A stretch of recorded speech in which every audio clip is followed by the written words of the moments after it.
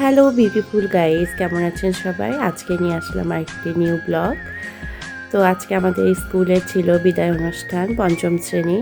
তো এই যে দেখুন বিদায় অনুষ্ঠানের প্রস্তুতি, তাদের আনন্দ, গান বাজনা সব কিছুই মিলে। আসলে বিদায় শব্দটা কঠিন হলেও কিন্তু এই বিদায় নিতে সবাই আনন্দ করে বিদায় দেওয়া হয়।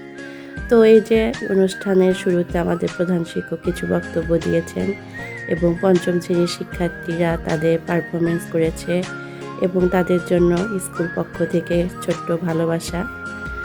তো এরপরে আমরা সবাই মিলে কেক কাটাকাটি করেছি, কেক কাটছে সবাই। তো কেক কাটা শেষে এই যে তাদের খাবার দাবার খাওয়া দাওয়া। তো সবাই লেবু পায়নি বলে চিল্লাচিল্লি করতেছিল।